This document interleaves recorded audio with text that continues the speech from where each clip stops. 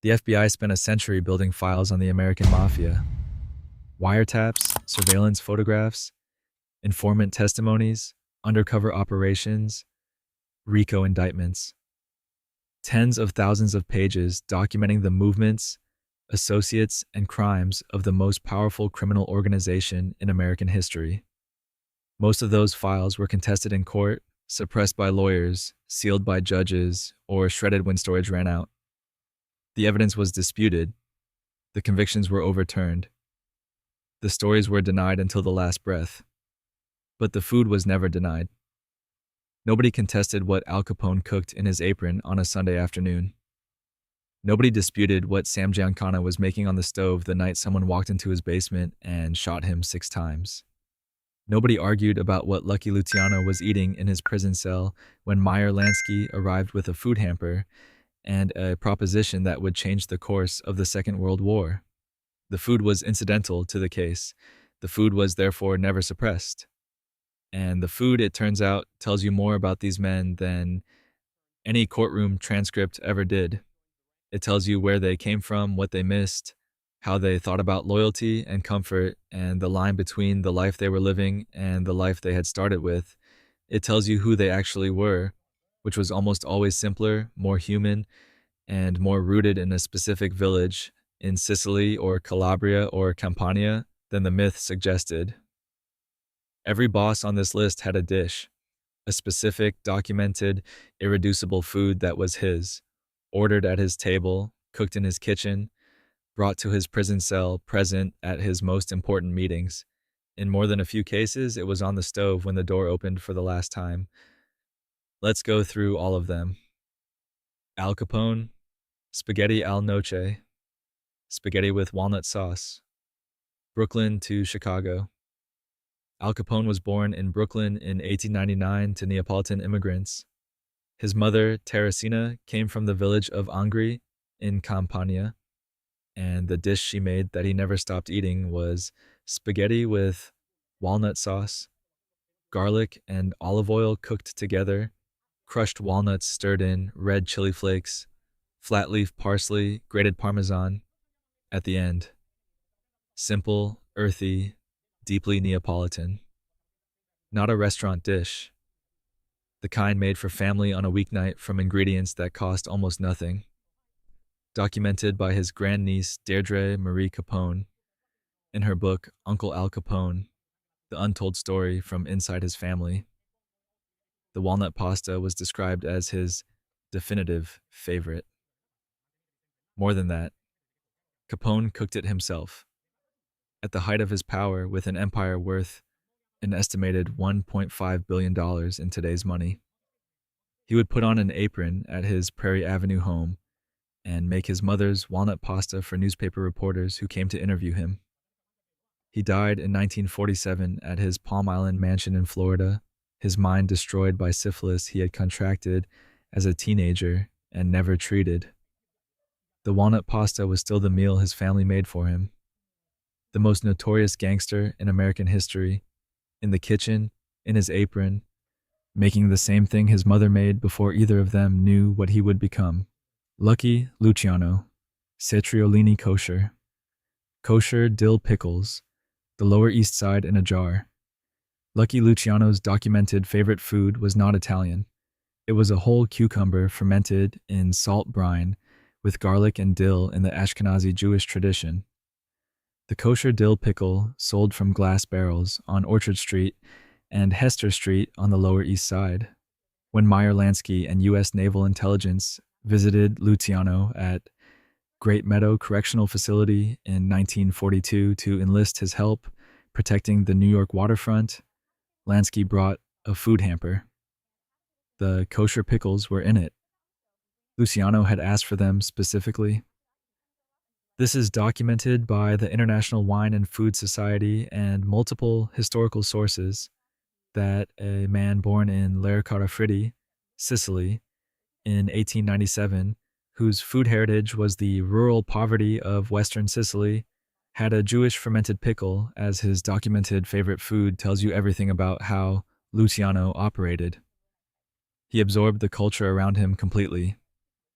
He ate what his neighbors ate, made allies across ethnic lines when every other Italian boss refused to, and built the national crime syndicate on that principle. The pickles were the philosophy. He also shared cheese blintzes, sweetened ricotta in thin fried crepes, the signature of Ratner's kosher dairy restaurant at 138 Delancey Street, with Lansky and Bugsy Siegel at the tables where the three men designed the architecture of organized crime in America. The blintzes were excellent. The decisions made over them changed the century. Carlo Gambino, caponata. Sweet and sour eggplant, the dish of Palermo. Carlo Gambino was born in Palermo in 1902, and his food remained stubbornly, completely Sicilian for all 74 years of his life. His documented favorite was caponata, fried eggplant with celery, capers, green olives, tomatoes, red wine vinegar, and sugar, cooked into a thick, tangy stew that is served at room temperature and gets better the day after it is made. His wife Catherine made the Palermitan version. He grew his own eggplant in the garden at his Massapequa, Long Island house, and she made it from that. The FBI agents who surveilled the Gambino household noted in their logs the smell of garlic and olive oil from the kitchen. The Sunday schedule, Gambino home every Sunday without exception, and his preference for the kind of food that required no restaurant, no public exposure, no table where anyone could see who was sitting with whom. His kitchen was the most secure room in his operation. He understood this instinctively. He died at home on October 15th, 1976, watching baseball on a Sunday afternoon. Sunday gravy was on the stove. He had run the most powerful crime family in America for nearly 20 years. He had never spent a night in an American prison. The caponata was better the next day, as it always was. Nobody touched it until after the funeral. John Gotti, vitello alla parmigiana, veal parmigiana, documented 7 times on FBI tape. The FBI's Ravenite Social Club recordings from 1989 contain no fewer than 7 separate references to veal parmigiana across different dates. Gotti discusses it the way other men discuss weather, as the baseline condition of a good evening. The veal had to be milk-fed and white. The cutlet pounded thin, breaded, fried in olive oil until amber, finished under San Marzano tomatoes and fresh mozzarella. At Taormina on Mulberry Street, it ran about $22 in 1988, a full day's wages for a factory worker in Queens. Gotti ordered it for his whole table. You did not order something different when Gotti was ordering veal parmigiana. Former surveillance agent Gerald Schur noted in a 1994 interview that Gotti could discuss a $2 million operation and a plate of veal in the same breath, in exactly the same tone. The FBI noted that his appetite at these dinners was completely unhurried. He ate like a man who had no idea the walls were listening. The veal parmigiana was on the table the night the FBI finally had enough to take him down. He ate it the same way he always ate it. Those were the last good veal parmigiana evenings of his life, and he never knew it. Sam Giancana. Salsiccia con scarola e fagioli.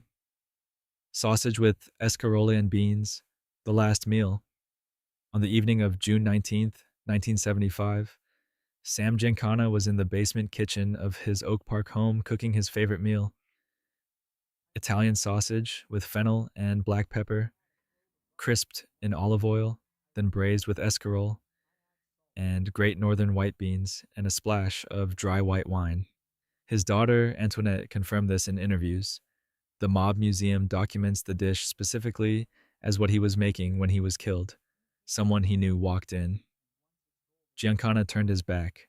He was shot once in the back of the head with a .22 pistol equipped with a silencer, then 5 more times in the face. He fell next to the stove. The sausage was still in the pan. The sausage, escarole, and beans was not a power dish. It was the food of Chicago's near West Side Italian immigrant neighborhoods, the food of his childhood in the Patch, the food of before all of it, cooked in his own kitchen at the end of all of it. Someone he trusted walked through the door. The escarole was wilting in the pan. The door was open. Tony Accardo. Tonno alla Siciliana. Sicilian-style tuna. The dish behind the nickname. Tony Accardo became Big Tuna after being photographed with a 400-pound bluefin he caught on a deep-sea fishing expedition. But the connection ran deeper than the nickname.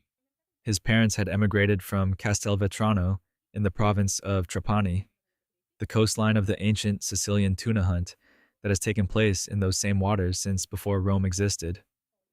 Sicilian-style tuna, fresh, bluefin steak in crushed tomatoes, capers, green olives, and oregano, was on Accardo's table at the River Forest House throughout his decades as the undisputed authority of the Chicago outfit. He sourced his fish from specific suppliers he had used for decades. He grew his own vegetables in the River Forest garden. The tuna on his table was made the way his mother made it on the near west side, the way her mother made it in Castelvetrano. He was a documented and passionate home cook who tended his garden himself. The outfit boss who grew his own tomatoes and capers and rosemary is a man who has decided that the controlled, domestic, invisible life is the only life that remains safe. Accardo understood this earlier than any other boss in his generation. He died on May 22nd, 1992, at 86 years old, at home in Chicago, of heart and respiratory failure. He had never spent a meaningful night in an American prison. Every case had collapsed. Every agent who had parked outside in the River Forest winter had eventually been reassigned. The tuna was still his. Carlos Marcello, gamberi alla mosca, shrimp mosca, the dish he named after the restaurant. Carlos Marcello, the boss of the New Orleans crime family for nearly 40 years, had a personal chef named Provino Mosca, whom he installed with his family in a roadhouse on Highway 90 in Wagaman, Louisiana, in a building Marcello owned. The restaurant became Mosca's. Marcello ate there regularly throughout his reign. His documented favorite dish was the shrimp, whole Gulf shrimp cooked in olive oil with garlic, white wine, oregano, and rosemary until the shells blister and the pan reduces to an intensely fragrant sauce, eaten with bread and both hands. When Mosca wanted to name the dish after him, Marcello declined. He said the publicity would reflect badly on the Mosca family given the federal investigation then underway. He suggested the dish be named after the restaurant instead. It became Shrimp Mosca. It is on the menu to this day. Wikipedia confirms Marcello's family still owns the building. Mosca's received a James Beard American Heritage Award in 1999. The dish he declined to put his name on has outlasted everything. The shrimp is still cooked in the same pan, in the same roadhouse on Highway 90, for people who drive out specifically to eat it. Carlos Marcello died in 1993, his mind gone from Alzheimer's. The restaurant remains. The shrimp, by all accounts, is still excellent. Meyer Lansky, Blinza di ricotta. Cheese blintzes at Ratner's, the non-Italian at the Italian table. Meyer Lansky was not a mob boss in the traditional Italian-American sense. He was the financial architect of the National Crime Syndicate, the man Luciano trusted with the money, the strategist who kept everything running. He was Jewish, born in Grodno in what is now Belarus in 1902, and his food was the food of the Jewish immigrant Lower East Side.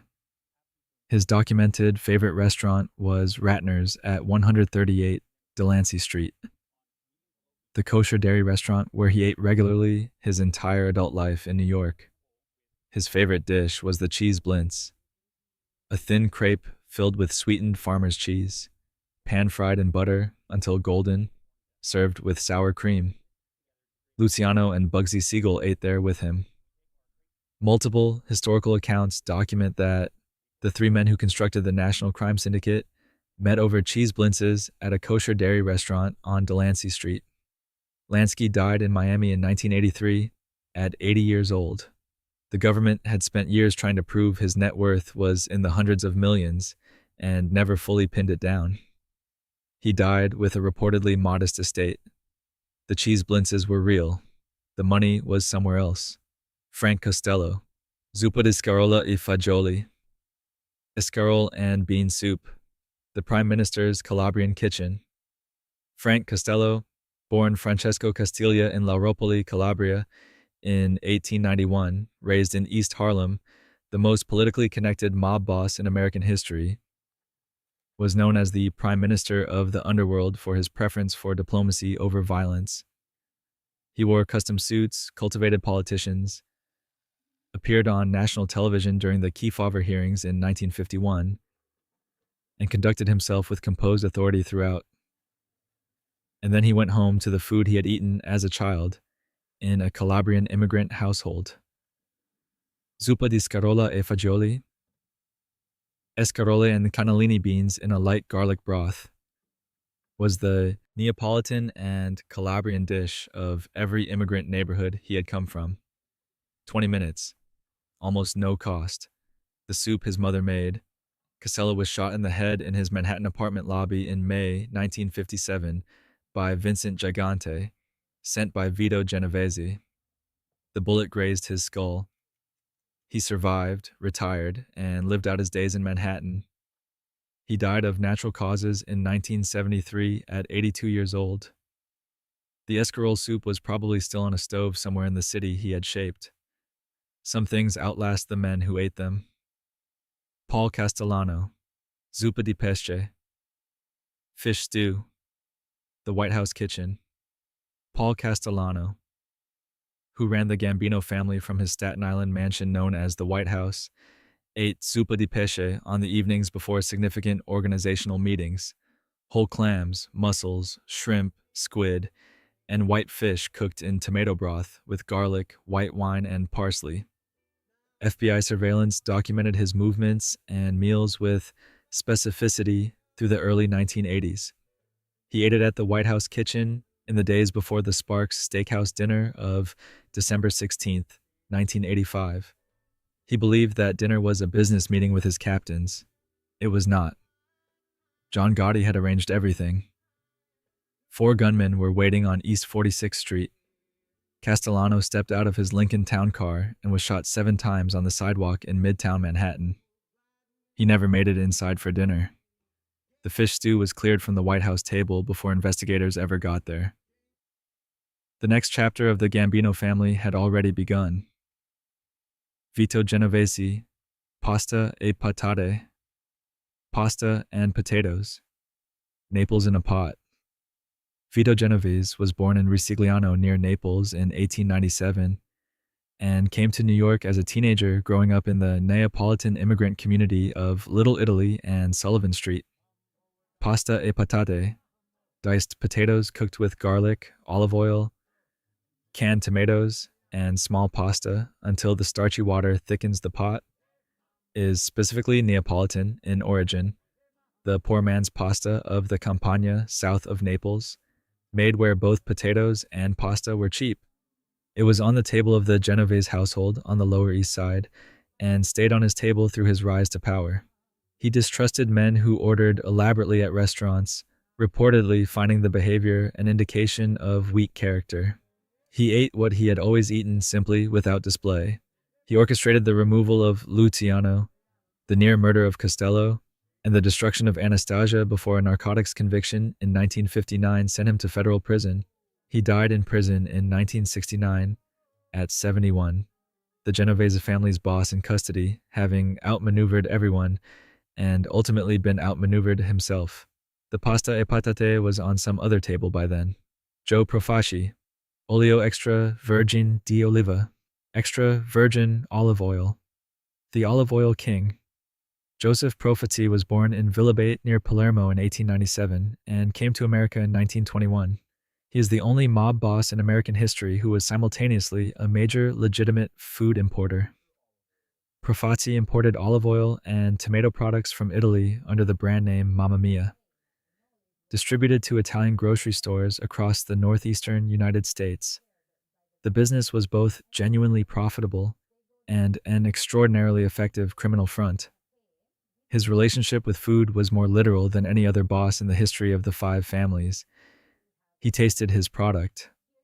He understood the difference between a Sicilian monocultivar olive oil, the intensely green, almost peppery Nocellara del Belice from western Sicily, and the blended oils that dominated the American market. He ate bread and olive oil the way he had eaten it in Villabate as a child, and sold that same oil to the Italian immigrant families of New York from his Brooklyn warehouse. Profassi died of liver cancer in 1962 at 64, having never been convicted of a serious crime. The Mamma Mia brand continued for some years after his death. The olive oil was, by all accounts, genuinely good. Albert Anastasia, uova fritta. Fried eggs, the last breakfast. Albert Anastasia, the Lord High Executioner, the founder of Murder, Inc., the most feared man in the American Mafia in the late 1940s and early 1950s, ate breakfast at the Park Sheraton Hotel on 7th Avenue in Manhattan on the morning of October 25th, 1957.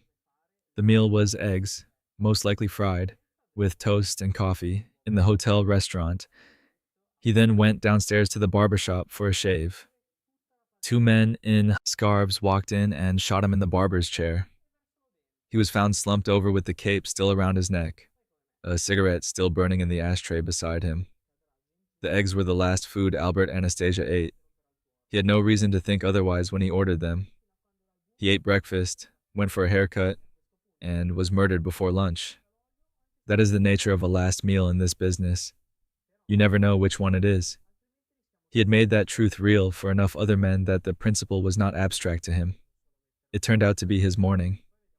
Vincent Chin Gigante. Minestrone di verdure. Vegetable minestrone. Sullivan Street in a bowl.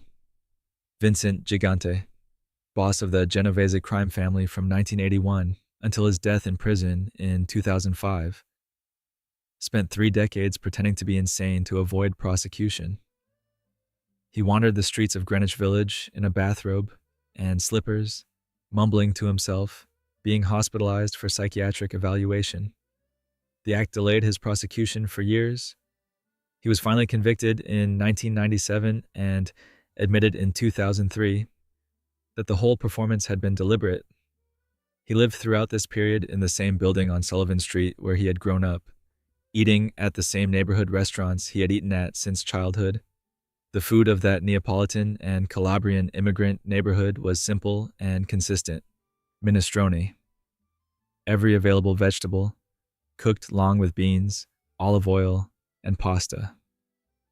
The soup his mother made. The soup that cost almost nothing, required no occasion, and was available any day of the week.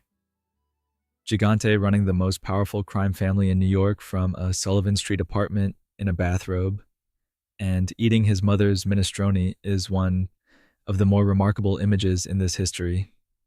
The insanity was fake. The bathrobe was performance. The minestrone was real. Angelo Bruno. Pasta della Domenica. Sunday pasta. The last dinner in South Philadelphia.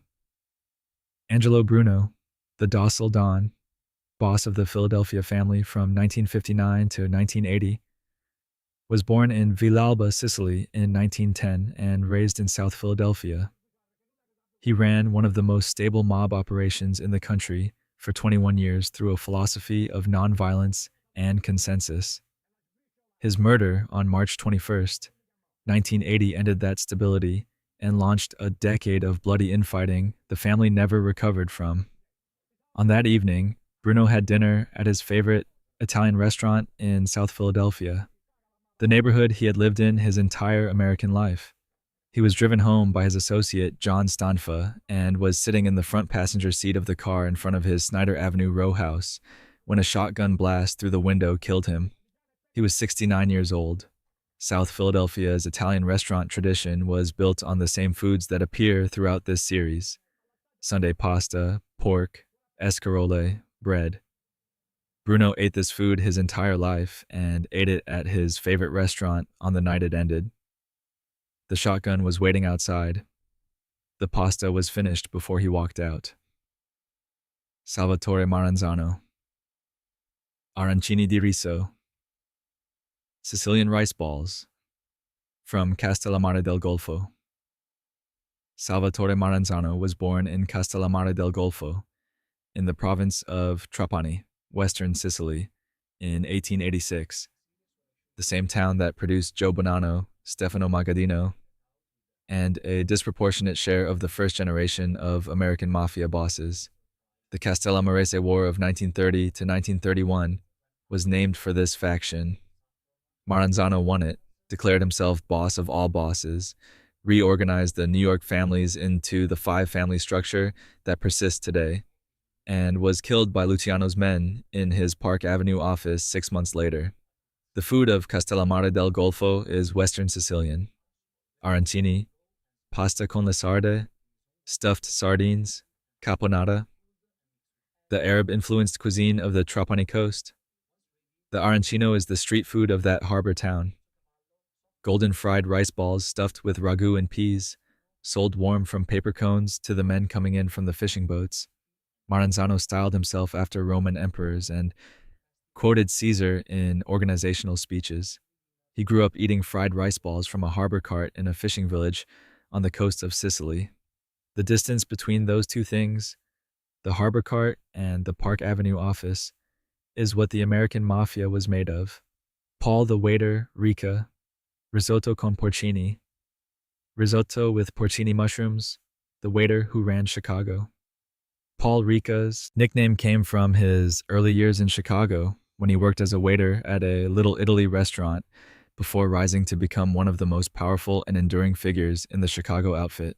Born Felice de Lucia in Naples in 1897, he served as Al Capone's enforcer and eventually became the outfit's real authority, the quiet, ultimate power behind Tony Accardo for decades. He watched food being made and served from the other side of the pass for years before he was in a position to order from the front of the menu. A risotto with porcini mushrooms, dried porcini rehydrated in warm water, the soaking liquid strained and folded into the broth, the mushrooms stirred through in the last 5 minutes, is the dish a man who has worked as a waiter in a good Italian restaurant knows how to appreciate. He ate at good Italian restaurants throughout his Chicago career. He ate correctly and without display.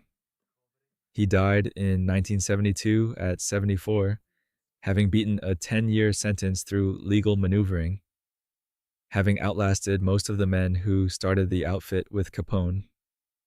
The waiter, in the end, was served by everyone else. Santo Trafficante Jr. Riso e fagioli neri. Rice and black beans. Tampa's Cuban-Italian table.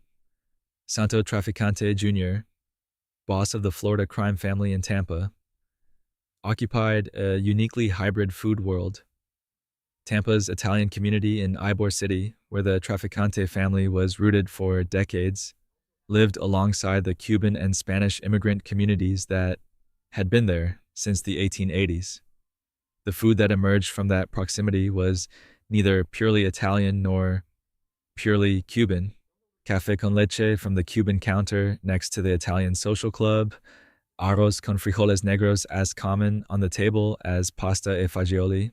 Trafficante ran operations from the same Tampa neighborhood his father had run them from, eating in the restaurants and clubs of Ybor City, where the food reflected 60 years of Cuban-Italian coexistence.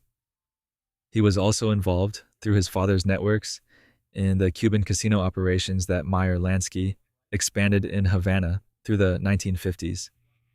He ate in Havana regularly during that period. The Cuban-Italian table stayed with him. He died of heart failure in 1987 in Houston, where he had gone for surgery at 72 years old. His family came to claim him. The Tampa neighborhood, where he had run everything for 40 years, was already becoming something he would not have recognized. Raymond Patriarca, spaghetti al sugo di carne. Spaghetti with meat sauce, Federal Hill, Providence.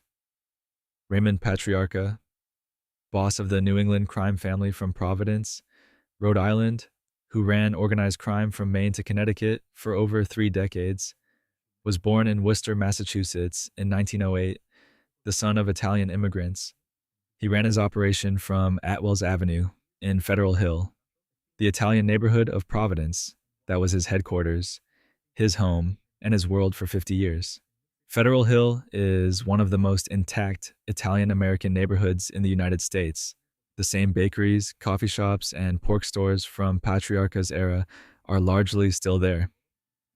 His documented routine placed him in the neighborhood daily, at the social club and the restaurants. His favorite was spaghetti with meat sauce. Not the elaborate Sunday ragu, but the simpler weekday version.